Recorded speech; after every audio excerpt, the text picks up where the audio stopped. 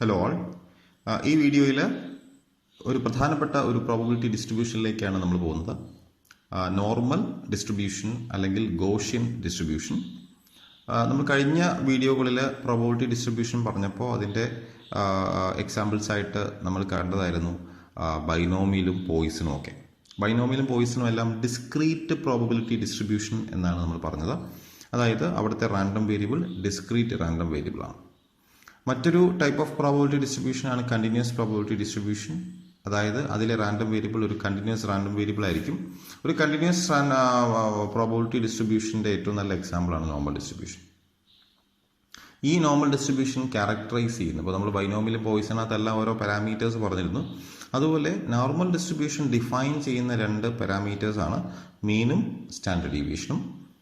ഇതൊരു bell shaped curve ആയിരിക്കും. അതായത് ഇതൊരു പ്രോബബിലിറ്റി ഡിസ്ട്രിബ്യൂഷൻ ആണ്. അപ്പോൾ ഇതിൻ്റെ പ്രോബബിലിറ്റി കർവ് വരയ്ക്കുമ്പോൾ അത് ഏകദേശം ഇതുപോലൊരു ഒരു ഒരു യൂണിഫോം ഒരു യൂണിഫോം എന്നല്ല, ഒരു സിമട്രിക്കൽ കർവ് വരും. ഇതിന് നമ്മൾ പറയുന്ന പേരാണ് ബെൽ ഷേപ്പ്ഡ് കർവ് എന്ന് പറയുന്നത്.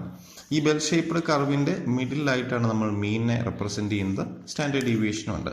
അപ്പോൾ ഇതിൻ്റെ ആ കർവിൻ്റെ ഒരു ഫോമിലയോ ഒക്കെയിലേക്ക് നമ്മൾ പോകുന്നില്ല. ഇതിൻ്റെ ഒരു ജനറൽ ഐഡിയ മാത്രമേ നമ്മൾ ഈ വീഡിയോയിൽ കാണുന്നുള്ളൂ. അപ്പോൾ ഇതൊരു പ്രോബബിലിറ്റി ഡിസ്ട്രിബ്യൂഷൻ ആണ്. അപ്പോൾ ഒരു പ്രോബബിലിറ്റി ഡിസ്ട്രിബ്യൂഷൻ നമ്മളെ ഹെൽപ്പ് ചെയ്യുന്നത് പ്രോബബിലിറ്റി കണ്ടുപിടിക്കാനായിട്ടാണ്. അപ്പോൾ ഈ നോർമൽ കർവിൻ്റെ ടോട്ടൽ ഏരിയ എന്ന് പറയുന്നതാണ് പ്രോബബിലിറ്റി. അപ്പോൾ നമ്മളൊരു സപ്പോസ് ഈ ഒരു പ്രോബ്ലം പറയുകയാണെങ്കിൽ ഒരു കോളേജിൽ സ്റ്റുഡൻസിൻ്റെ ആവറേജ് മാർക്ക് എന്ന് പറയുന്നത് സപ്പോസ് 500 ആണ്, സ്റ്റാൻഡേർഡ് ഡീവിയേഷൻ 100 ആണ് എന്ന് പറഞ്ഞാൽ നമ്മൾ അതിലെ ഒരു സ്റ്റുഡൻറ്റിനെ റാൻഡമായിട്ട് സെലക്ട് ചെയ്താൽ അയാളുടെ മാർക്ക് ഒരു 600-നും 700-നും ഇടയ്ക്ക് വരാനുള്ള പ്രോബബിലിറ്റി എന്താണ് എന്ന് ചോദിച്ചാൽ നമ്മൾ ഈ കർവിൽ 600-നും 700-നും ഇടയ്ക്ക് വരുന്ന കർവിൻ്റെ ഏരിയ എത്രയാണോ ദാറ്റ് ഈസ് ഇറ്റ്സ് പ്രോബബിലിറ്റി. അപ്പോൾ കർവിൻ്റെ ഏരിയനെയാണ് നമ്മൾ പ്രോബബിലിറ്റി ആയിട്ട് പറയാം. അപ്പോൾ നമ്മൾ ഡീറ്റെയിൽ ആയിട്ട് നമ്മൾ പ്രോബ്ലം നോക്കുമ്പോൾ കുറച്ചുകൂടെ വ്യക്തമാക്കാം. So area of the normal curve is equal to probability. That means the total area of the curve must be equal to 1. ഇതൊരു ക്യുമുലേറ്റീവ് പ്രോബബിലിറ്റി ആണ് ഇതിൽ വരുന്നത്. Okay, anyway the total area is 1. Then as I said this a symmetrical distribution. അതായത് ഇതിലെ mean എന്ന് പറയുന്നത് median തന്നെയാണ്. That is also equal to mode. മീനും മീഡിയനും മോഡും ഈക്വൽ ആയിട്ട് വരുന്ന തരത്തിലുള്ള ഡിസ്ട്രിബ്യൂഷനാണ്. അതിന് നമ്മൾ സിമെട്രിക്കൽ ഡിസ്ട്രിബ്യൂഷൻ എന്ന് പറയും. ദാറ്റ് മീൻസ് ഈ മീനിൻ്റെ റൈറ്റ് സൈഡിലുള്ള കർവിൻ്റെ ഏരിയയും ലെഫ്റ്റ് സൈഡിലെ കർവിൻ്റെ ഏരിയയും ഈക്വൽ ആയിരിക്കും. അപ്പോൾ യൂണിഫോംലി ഡിസ്ട്രിബ്യൂട്ടഡ് ആയിട്ടുള്ള ഒരു കർവാണ് ഈ പറയുന്ന നോർമൽ കർവ് എന്ന് പറയുന്നത്. ഇപ്പോൾ ഇതിൻ്റെ ഒരുപാട് ക്യാരക്ടറിസ്റ്റിക്സ് പിന്നീട് പറയുന്നുണ്ട്. അപ്പോൾ നമ്മളൊരു വീഡിയോയിലേക്കാണ് പോകുന്നത്, ഇതിൻ്റെ ഒരു പ്രോബ്ലത്തിലേക്കാണ് നമ്മൾ പോകുന്നത്. അപ്പോൾ അതിലേക്ക് നമുക്ക് പോകാം. Hourly wages of workers in a factory are normally distributed with mean equal to 500 and standard deviation equal to 65. ഒരു ഫാക്ടറിയിൽ അവിടുത്തെ വർക്കേഴ്സിൻ്റെ മണിക്കൂറിൽ ലഭിക്കുന്ന വേതനം, അവരുടെ വേജ് എന്ന് പറയുന്നത് ഒരു നോർമലി ഡിസ്ട്രിബ്യൂട്ടഡ് വേരിയബിൾ ആണ് എന്ന് ക്വസ്റ്റ്യനിൽ പറഞ്ഞിട്ടുണ്ട്. അപ്പോൾ ആ കമ്പനിയിലെ വർക്കേഴ്സിൻ്റെ ശരാശരി വേജ്, അവർലി വേജ് എന്ന് പറഞ്ഞത് 500 റുപ്പീസാണ്. Okay, 500 rupees. ബട്ട് എല്ലാവർക്കും 500 രൂപ തന്നെ ആവണമെന്നില്ലല്ലോ. ശരാശരി വാല്യൂ ആണ് 500, but definitely there will be deviation. So standard deviation is also given, that is 65. എല്ലാ എംപ്ലോയീസിൻ്റെയും സാലറി ഡിഫറെൻ്റ് ആണ്, വേജ് ഡിഫറെൻ്റ് ആണ്. അപ്പോൾ അവരുടെ ശരാശരി സാലറി മീൻ എന്ന് പറയുന്നത്, ശരാശരി വേജ് എന്ന് പറയുന്നത് 500 രൂപയാണ്. സ്റ്റാൻഡേർഡ് ഡീവിയേഷൻ 65 ആണ്. ഓക്കെ, അപ്പോൾ ഇവിടെ ചെയ്യുന്നത് ഒരു വർക്കറിനെ നമ്മൾ റാൻഡമായിട്ട് സെലക്ട് ചെയ്താൽ ആ വർക്കറിൻ്റെ വേജ് എന്ന് പറയുന്നത് ഫസ്റ്റ് ക്വസ്റ്റ്യൻ ബിറ്റ്വീൻ 500 and 600. ആ എംപ്ലോയിയുടെ വേജ് 500 രൂപയുടെയും 600 രൂപയ്ക്കും ഇടയ്ക്ക് വരാനുള്ള പ്രോബബിലിറ്റി എന്താണ്? അതുപോലെ 500-നും 400-നും ഇടയ്ക്ക് വരാനുള്ള പ്രോബബിലിറ്റി എന്താണ്? ഗ്രേറ്റർ ദാൻ 600-നേക്കാൾ കൂടാനുള്ള പ്രോബബിലിറ്റി എന്താണ്? ലെസ് ദാൻ 450-നേക്കാൾ കുറയാനുള്ള പ്രോബബിലിറ്റി എന്താണ്? 600-നും 650-നും ഇടയ്ക്ക് വരാനുള്ള പ്രോബബിലിറ്റി എന്താണ്? ഇങ്ങനെ പല പ്രോബബിലിറ്റിയും ചെയ്യാൻ ചോദിച്ചിട്ടുണ്ട്. നമുക്ക് ഈ ക്വസ്റ്റ്യൻ എങ്ങനെ സോൾവ് ചെയ്യാൻ നോക്കാം. അപ്പോൾ നമ്മൾ ആദ്യം തന്നിരിക്കുന്ന വാല്യൂ എഴുതി. Mu is given, that is 500. Sigma is given 65. So നമ്മൾ ആദ്യം ഒരു നോർമൽ കർവ് വരയ്ക്കുക. അപ്പോൾ അതിൻ്റെ മിഡിലെ മീൻ റെപ്രസെൻറ്റ് ചെയ്തു, that is 500. Standard deviation 65. So 500-നും 600-നും ഇടയ്ക്ക് വരാനുള്ള പ്രോബബിലിറ്റി, ഇതൊരു പ്രോബബിലിറ്റി കർവാണ്. അവിടുത്തെ റാൻഡം വേരിയബിൾ എക്സ് എന്ന് പറഞ്ഞ് ഞാൻ ഇവിടെ എഴുതിയിട്ടുണ്ട്. എക്സ് എന്ന് പറയുന്നത് ഇവിടുത്തെ വേജ് ഓഫ് വർക്കേഴ്സ് എന്ന് പറയുന്നതാണ് എക്സ് എന്ന് പറയുന്ന റാൻഡം വേരിയബിൾ. സോ 500-നും 600-നും ഇടയ്ക്ക് വരാനുള്ള പ്രോബബിലിറ്റി എന്ന് പറഞ്ഞാൽ 500-നും 600-നും ഇടയ്ക്ക് വരുന്ന ഇത്രയും റീജിയൻ ഷെയ്ഡ് ചെയ്യുക. സോ ഈ കർവിൻ്റെ ഇത്രയും പോർഷൻ്റെ ഏരിയ എന്ന് പറയുന്നതാണ് പ്രോബബിലിറ്റി. ഓക്കെ, സോ ഇവിടെ നമുക്ക് 500-ന് ശേഷം ഒരു പോയിന്റ് 600-ന് കാണിച്ചാൽ മതി, വേറെ ഒന്നും ചെയ്യേണ്ട ആവശ്യമില്ല. ഇനി നമ്മൾ ചെയ്യേണ്ടത് ഈ 600 എന്ന് പറയുന്ന വാല്യൂ അതൊരു എക്സ് വാല്യൂ ആണ്. അതിനെ നമ്മൾ ഒരു സ്റ്റാൻഡർഡൈസ്ഡ് വാല്യൂ ആയിട്ട് കൺവേർട്ട് ചെയ്യും. അതിനെയാണ് നമ്മൾ ഇസഡ് എന്ന് പറയുന്നത്. Z is known as standard normal variable. So Z കാണേണ്ട ഫോർമുലയാണ് X minus mu by sigma. എക്സിൻ്റെ value 600, mu is given 500, sigma is 65. So 600 minus 500 by 65, ഇസഡിൻ്റെ വാല്യൂ 1.53 എന്ന് കിട്ടും. ദെൻ ഈ ഇസഡ് ഈക്വൽ ടു 1.53 എന്നുള്ളതിനെ നമ്മളൊരു നോർമൽ ഡിസ്ട്രിബ്യൂഷൻ ടേബിൾ ഉണ്ട്, ആ ടേബിളിൽ നോക്കാം. So Z equal to 1.53. So ഇവിടുന്ന് താഴോട്ട് ഇസഡിൻ്റെ വാല്യൂസ് എഴുതിയിട്ടുണ്ട്. സോ ഇസഡിൻ്റെ വാല്യൂ 1.53 എന്നാണ്. സോ 1.5 ഇവിടെ എടുക്കുക, റിമൈനിങ് 3 എന്ന് പറയുന്നത് ഈ 3 ആണ്, 0.03. സോ 1.53-ന് കറസ്പോണ്ടിങ് വരുന്ന value that is 0.437. Okay, so this 0.437 എന്ന് പറയുന്ന വാല്യൂ 1.53 എന്ന് പറയുന്ന ഇവിടുത്തെ ഇസഡ് വാല്യൂവിൻ്റെ കറസ്പോണ്ടിങ് വരുന്ന വാല്യൂ ആണ്, ഇസഡ് ടേബിളിൽ നിന്ന് എടുത്ത വാല്യൂ ആണ്.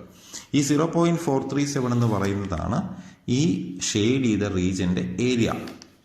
That means the required probability, that means the probability that the wage of randomly selected workers worker is between 500 and 600, that is equal to 0.437. Okay, അടുത്ത ക്വസ്റ്റ്യനിൽ ആ വർക്കറുടെ സാലറി അല്ലെങ്കിൽ വേജ് 500 രൂപയ്ക്കും 400 രൂപയ്ക്കും ഇടയ്ക്ക് വരാനുള്ള പ്രോബിലിറ്റി എന്താണ്? നമ്മൾ കർവ് വരച്ചു, മിഡിൽ മീൻ 500, സിഗ്മ 65. ഇവിടെ 500-നും 400-നും. സോ 400 എന്ന് പറയുന്നത് 500 ലെഫ്റ്റ് സൈഡിൽ വരുന്ന വാല്യൂ ആയിരിക്കുമല്ലോ. സോ ഇവിടെ എവിടെയെങ്കിലും ഒരു 400 കാണിച്ചു, ഇവിടെ നിന്നൊരു ലൈൻ ഇങ്ങനെ മുകളോട്ട് കാണിച്ചിട്ട് ഈ 500 മുതൽ 400 വരെയുള്ള ഇത്രയും ഏരിയ ഷെയ്ഡ് ചെയ്യുക. ഈ ഏരിയ നമ്മൾ കാണണം. അതിന് നമ്മൾ ചെയ്യേണ്ടത് ഈ ഏരിയ തുടങ്ങുന്നത് മിഡിൽ നിന്നാണ്, അത് എൻഡ് ചെയ്യുന്ന 400-ന് കറസ്പോണ്ടിങ് വരുന്ന ഇസഡ് വാല്യൂ കാണുക. ഇസഡിൻ്റെ formula X minus mu by sigma, എക്സിൻ്റെ value 400. So 400 minus 500 by 65, answer is minus 1.53. Okay, so minus 1.53. ഈ മൈനസ് ഉദ്ദേശിക്കുന്നത് നമ്മുടെ റീജിയൻ ഈ മിഡിലിൽ നിന്ന് ലെഫ്റ്റിലോട്ടാണ് എന്നത് മാത്രം ഇൻഡിക്കേറ്റ് ചെയ്യുന്നതാണ്. ഓക്കെ, അപ്പോൾ നമ്മൾ ടേബിളിൽ നോക്കുമ്പോൾ ഈ മൈനസ് നിങ്ങൾ എടുക്കേണ്ട ആവശ്യമില്ല. നമ്മൾ ഇനി എടുക്കുന്നത് value corresponding to Z equal to 1.53. Z equal to 1.53 from Z table. ഈ മൈനസ് എന്നുള്ള വാല്യൂ നമ്മൾ എടുക്കേണ്ട കാര്യമേ ഇല്ല, വാല്യൂ മാത്രം എടുത്താൽ മതി. 1.53 ഇസഡ് ടേബിൾ നോക്കുമ്പോൾ കിട്ടുന്ന വാല്യൂ നമ്മൾ കുറച്ച് കഴിഞ്ഞ പ്രോബ്ലത്തിൽ ചെയ്തതാണ്. 1.53 കറസ്പോണ്ടിങ് വരുന്ന Z value that is 0.437. So ഇവിടെയും 0.437 എന്ന് വരും. So the required probability 0.437. Okay, അപ്പോൾ ഈ പ്രോബ്ലം നമ്മൾ വല്ലാതെയും ചിന്തിക്കാം. 500-നും 600-നും ഇടയ്ക്ക് വരുന്ന അതേ ഏരിയ തന്നെ ആയിരിക്കും 500-നും 400-നും ഇടയ്ക്ക് വരിക. കാരണം ഇതൊരു സിമെട്രിക്കൽ കർവാണ്. ഇവിടെ മിഡിൽ നിന്ന് റൈറ്റിലോട്ടുള്ള അതേ പാർട്ട് തന്നെയാണ്, അതേ ഏരിയ തന്നെയാണ് ലെഫ്റ്റിലോട്ടും വരിക. ഓക്കെ, അപ്പോൾ 500-നും 600-നും ഇടയ്ക്ക് വരുന്ന ഏരിയ 0.437 ആണെങ്കിൽ 500-നും 400-നും ഇടയ്ക്ക് വരുന്ന ഏരിയയും 0.437 ആയിരിക്കും. ഓക്കെ, ആ ഏരിയ ലെഫ്റ്റിലോട്ടാണെന്ന് മാത്രമേ ഉള്ളൂ, ഒരിക്കലും ഏരിയ നെഗറ്റീവ് ആകുന്നെന്ന് പറയാറില്ല. Okay, so the probability is 0.437. Okay, അടുത്ത ക്വസ്റ്റ്യനിൽ ആ വർക്കറുടെ വേജ് 600 രൂപയേക്കാൾ കൂടാനുള്ള പ്രോബബിലിറ്റി എത്രയെന്നാണ് ചോദിച്ചിട്ടുള്ളത്. അപ്പോൾ നമ്മൾ കർവ് വരച്ചു, മിഡിൽ 500 കാണിച്ചു. സോ ഒബ്വിയസ്ലി 600, ഇതിന് 500-ന് ശേഷം വരുന്നൊരു പോയിന്റ് ഞാൻ മാർക്ക് ചെയ്തു. 600-നേക്കാൾ കൂടാനുള്ള പ്രോബബിലിറ്റി ഗ്രേറ്റർ ദാൻ 600 എന്ന് പറയുമ്പോൾ ഏരിയ എവിടെ ആയിരിക്കും വരിക? ഗ്രേറ്റർ ദാൻ 600, 600-നേക്കാളും കൂടണം. അപ്പോൾ ദാറ്റ് ക്യാൻ ബി 601, 602, 650, 700, 800 എത്ര വേണം വരാം. സോ ഇവിടുന്ന് റൈറ്റിലോട്ടുള്ള ഇത്രയും ഏരിയയാണ് കാണേണ്ടത്. ഒരിക്കലും നോർമൽ കർവ് ഈ എക്സ് ആക്സിൽ മീറ്റ് ചെയ്യരുത്. ഇറ്റ് വിൽ എക്സ്റ്റെൻഡ് ഇൻഫിനിറ്റ്ലി എന്നുള്ളതാണ് എൻ്റെ കോൺസെപ്റ്റ് പറയുന്നത്. ഒരിക്കലും ഈ കർവ് വരയ്ക്കുമ്പോൾ ഇതിൽ എക്സ് ആക്സിൽ തൊട്ട് വരയ്ക്കരുത് കേട്ടോ. ഓക്കെ, സോ 600-നേക്കാൾ കൂടാനുള്ള പ്രോബബിലിറ്റി നമ്മൾ 600-ന് ശേഷം വരുന്ന ഇത്രയും ഏരിയ കാണുക. സോ ഇത്രയും ഏരിയ കാണാൻ പറഞ്ഞാൽ നിങ്ങൾ ചെയ്യേണ്ടത് ഈ 600 കറസ്പോണ്ടിങ് ഇസഡ് വാല്യൂ കാണുക. So that is equal to 600 minus 500/65 നേരത്തെ ചെയ്തതാണ്. അപ്പോൾ ആൻസർ 1.53 എന്ന് വരും. ഈ 1.53 നമ്മൾ ടേബിളിൽ നോക്കുമ്പോൾ കുറച്ച് മുമ്പ് നമ്മൾ നോക്കിയതേ ഉള്ളൂ 1.53. അത് ടേബിളിൽ നോക്കുമ്പോൾ കിട്ടുന്ന വാല്യൂ 0.437 ആണ്. ഈ 0.437 എന്ന് പറയുന്നത് ഈ മിഡിലിൽ നിന്ന് ഇവിടം വരെയുള്ള ഇത്രയും ഏരിയയാണ് 0.437. കഴിഞ്ഞ ക്വസ്റ്റ്യനിൽ കണ്ട അതേ വാല്യൂ ആയതുകൊണ്ടാണ് ഞാൻ വീണ്ടും ഇവിടെ എഴുതാത്തത്. Okay, so Z equal to 1.53ന്റെ കറസ്പോണ്ടിങ് ഇസഡ് വാല്യൂ ഇസഡ് വാല്യൂവിന്റെ corresponding table value is 0.437. That 0.437 is the area between 500 and 600. What we want to find is the area greater than 600. So the total area of this curve is 1. Since it is a symmetrical curve, the half area is 0.5. So ഈ നടുക്ക് നിന്ന് ഇങ്ങോട്ടുള്ള area 0.5 ആയിരിക്കും, ഇടത്തോട്ടുള്ള ഏരിയയും 0.5 ആയിരിക്കും. Total area 1 ആയിരിക്കും, കാരണം പ്രോബബിലിറ്റിൻ്റെ maximum value 1 ആണ്. അപ്പോൾ നമുക്ക് വേണ്ടിയത് ഈ പകുതിക്ക് ശേഷം വരുന്ന മൊത്തം ഏരിയ അല്ല, ഇവിടുന്ന് കുറച്ച് പോയിന്റ് ഇത്രയും മാത്രം കണ്ടാൽ മതി. സോ 500നും 600നും ഇടയ്ക്കുള്ള ഏരിയ 0.437 ആണെന്ന് അറിയാമെങ്കിൽ ഈ റിക്വയർഡ് ഏരിയ എന്ന് പറയുന്നത് shaded region, area of shaded region equal to 0.5 minus 0.437. Okay, ഇതായിരിക്കും ഇതിൻ്റെ ഏരിയ ആയിട്ട് വരിക. So the probability is that means 0.04 something നിങ്ങൾക്ക് വരും, ആൻസർ ആയിട്ട് വരും. ഓക്കെ, സോ ഇവിടുത്തെ area that is equal to 0.063. That means the required probability is equal to 0.063. So ഇതുപോലെ തന്നെയാണ് അടുത്ത ക്വസ്റ്റ്യൻ ചോദിച്ചിരിക്കുന്നത്. That means what is the probability that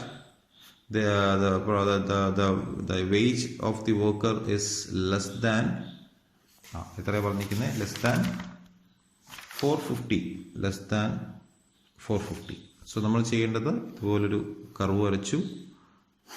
curve വരച്ചിട്ട് മിഡിൽ നമ്മൾ മീൻ മാർക്ക് ചെയ്തു. Mean is 500, sigma is 65. So നമുക്ക് വേണ്ട ഏരിയ ലെസ് ദാൻ 450. സോ 450 എന്ന് പറഞ്ഞ വാല്യൂ 500ന്റെ ഇടത് ഭാഗത്തായിരിക്കുമല്ലോ. സോ 450 ഇവിടെ കാണിച്ചു. സോ 450നേക്കാൾ കുറയാനുള്ള പ്രോബബിലിറ്റി എന്ന് പറയുമ്പോൾ 450ന്റെ ഇടത് ഭാഗത്തോട്ടായിട്ട് നമ്മൾ ഏരിയ കാണിച്ചു.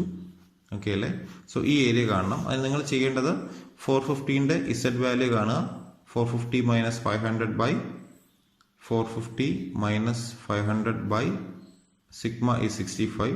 So that is minus 50 by 65. ഈ മൈനസ് നിങ്ങൾ എടുക്കേണ്ട ആവശ്യമില്ല. 50/65 ഈ വാല്യൂ നിങ്ങൾ ഇസഡ് ടേബിളിൽ നോക്കുമ്പോൾ നിങ്ങൾക്ക് കിട്ടുന്ന വാല്യൂ എന്ന് പറയുന്നത്, ആ വാല്യൂ എന്ന് പറയുന്നത് ഈ 450ക്കും 500നും ഇടയ്ക്ക് വരുന്ന ഏരിയ ആണ്. നിങ്ങൾക്ക് വേണ്ടത് 450നേക്കാൾ കുറഞ്ഞ 450ന്റെ ഇടത് ഭാഗത്തുള്ള ഇത്രയും ഏരിയ ആണ് നിങ്ങൾ കണ്ടുപിടിക്കേണ്ടത്. അത് കാണാനായിട്ട് മൊത്തം പകുതി ഏരിയ ആയ 0.5ൽ നിന്നും ഈ ഇസഡ് ഈക്വൽ ടു 50/65 ഈ വാല്യൂ എത്രയാണോ അത് കറസ്പോണ്ടിങ് ആ ടേബിളിൽ കിട്ടുന്ന വാല്യൂ 0.5ൽ നിന്ന് കുറയ്ക്കുമ്പോൾ നിങ്ങൾക്ക് ഈ ഏരിയ കിട്ടും. സോ നമ്മൾ നേരത്തെ ചെയ്ത ക്വസ്റ്റ്യൻ്റെ ലെഫ്റ്റ് സൈഡിൽ വരുന്ന ഒരു റീജിയൻ മാത്രമാണിത്. അപ്പോൾ നേരത്തെ ചെയ്ത ക്വസ്റ്റ്യൻ്റെ പോലെ തന്നെയാണ് ഈ ക്വസ്റ്റ്യൻ വരെ. 0.5ൽ നിന്ന് ടേബിളിൽ കിട്ടുന്ന വാല്യൂ, ഇസഡ് വാല്യൂ ടേബിളിൽ നോക്കുമ്പോൾ കിട്ടുന്ന വാല്യൂ കുറയ്ക്കുമ്പോഴായിരിക്കും നിങ്ങൾക്ക് എൻ്റെ ആൻസർ കിട്ടുക. ഓക്കെ, സോ ആ ക്വസ്റ്റ്യൻ്റെ last part, probability that the wages between 600 and 650. So നമ്മൾ പതിവ് പോലെ കർവ് വരച്ചു. ഇതിൽ 600ഉം 650 മാർക്ക് ചെയ്യുക. 600നും 650ക്കും ഇടയ്ക്ക് വരാനുള്ള പ്രോബബിലിറ്റി എന്ന് പറഞ്ഞാൽ 600നും 650ക്ക് വരുന്ന ഇത്രയും പോർഷൻ്റെ ഏരിയ ആയിരിക്കും. സോ ഈ ഏരിയ കാണുമ്പോൾ അറിയാം 600നും 500നും ഇടയ്ക്കുള്ള ഏരിയയും ബ്ലാങ്ക് ആണ്, 650ക്ക് ശേഷമുള്ള ഏരിയയും ബ്ലാങ്ക് ആണ്. അപ്പോൾ ഇത് സോൾവ് ചെയ്യാനായിട്ട് നിങ്ങൾ ചെയ്യേണ്ടത് 600ന്റെ കറസ്പോണ്ടിങ് ഇസഡ് വാല്യൂ കാണുക, 650ന്റെ കറസ്പോണ്ടിങ് ഇസഡ് വാല്യൂ കാണുക. 600ന്റെ കറസ്പോണ്ടിങ് ഇസഡ് വാല്യൂവിനെ Z1 എന്ന് മാർക്ക് ചെയ്തു, ദാറ്റ് ഈസ് 1.53. 650യുടെ കറസ്പോണ്ടിങ് ഇസഡ് വാല്യൂവിനെ Z2 എന്ന് മാർക്ക് ചെയ്തു, അതിൻ്റെ Z2 എന്ന് പറഞ്ഞാൽ 2.30. ഇനി ഈ 1.53 എന്ന് പറയുന്ന വാല്യൂവിനെ കറസ്പോണ്ടിങ് ഇസഡ് ടേബിളിൽ നിന്ന് കിട്ടുന്ന value that is equal to 0.437. Then Z2 2.30 എന്ന value 2.30 Z equal to 2.30 corresponding Z value 2.30 എന്ന ഇസഡ് വാല്യൂവിന്റെ corresponding table value 0.489. Final 0.489. So this 0.489 indicate that is the area between 500 and 650. 500നും 650നും ഇടയ്ക്കുള്ള ഈ മൊത്തം ഏരിയയാണ് 0.489 എന്ന് പറയുന്നത്. What is the 0.437? 500നും 600നും ഇടയ്ക്ക് വരുന്ന ഇത്രയും ഏരിയയാണ് 0.437. നമുക്ക് വേണ്ടിയത് ഈ കുഞ്ഞ് ഏരിയയാണ് എന്ന് പറയുമ്പോൾ മൊത്തം ഈ പകുതി മൊത്തം ഈ 500 to 650 വരെയുള്ള മൊത്തം ഏരിയയിൽ നിന്ന് 500 to 600 വരെയുള്ള ഇത്രയും ഏരിയ കുറച്ചാൽ മതി. ദാറ്റ് മീൻസ് 0.489ൽ നിന്ന് 0.437 കുറയ്ക്കുക. That is 0.052. So the required probability 0.052. ഇതേപോലെ തന്നെ ഈ ക്വസ്റ്റ്യൻ ഇങ്ങനെയും വരാം.